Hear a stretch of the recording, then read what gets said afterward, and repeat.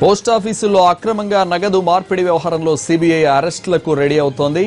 గత వారంలో Hyderabad city post office సహా 10 పోస్టాఫీసుల్లో తనిఖీలు నిర్వహించిన సిబిఐ అధికారులు 70 లక్షల రూపాయల చేతులు మారినట్టు గుర్తించారు.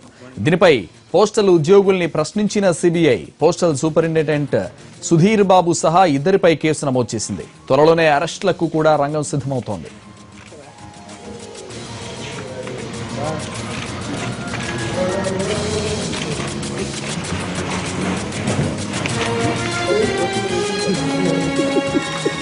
పోస్టాఫీసుల్లో అక్రమంగా నగదు మార్పిడి వ్యవహారంలో సిబిఐ అరెస్టులకు రెడీ అవుతోంది.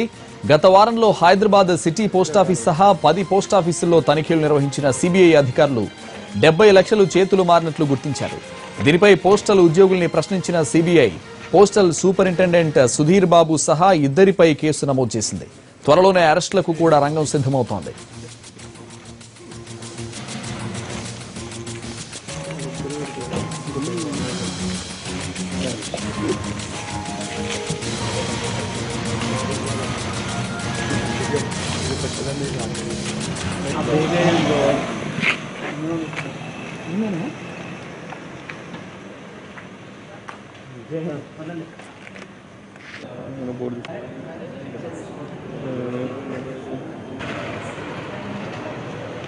పోస్టాఫీసుల్లో అక్రమంగా నగదు మార్పిడి వ్యవహారంలో సిబిఐ అరెస్టులకు రెడీ అవుతోంది.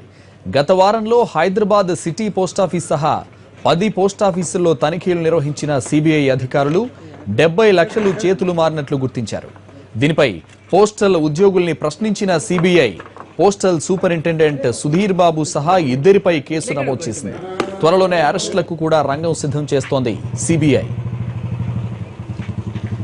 పోస్టాఫీసుల్లో అక్రమ నగదు మార్పిడికి చేసిన అధికారులని అరెస్ట్ చేసినందుకు సిద్ధమవుతోంది సిబిఐ. దీనికి సంబంధించి పూర్తి సమాచారం మా ప్రతినిధి రమేష్ వైట్ల అందిస్తారు. రమేష్, పోస్టల్ అధికారుల అరెస్టుకు సంబంధించి ఎటువంటి ప్రయత్నాలు చేస్తోంది సిబిఐ?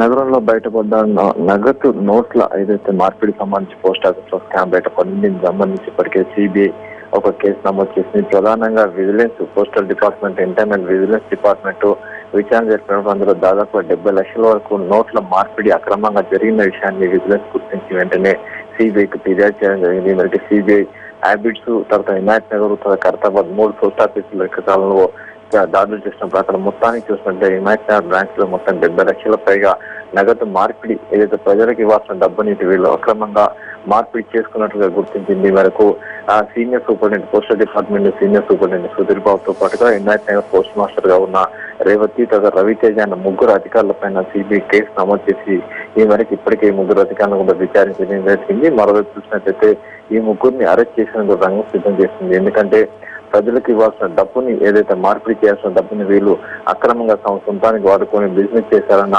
ఆరోపణలు వీళ్ళపై ఉన్నాయి. కాబట్టి వీళ్ళని అరెస్ట్ చేసింది కూడా సిబిఐ రంగం సిద్ధం చేసింది. అయితే నగరంలోని మరికొన్ని బ్రాంచ్ ఆఫీసులో, పోస్ట్ ఆఫీసులు ఈ విధంగా కొన్ని అక్రమాలు జరిగినట్టుగా సిబిఐకి వచ్చింది. ఈ మేరకు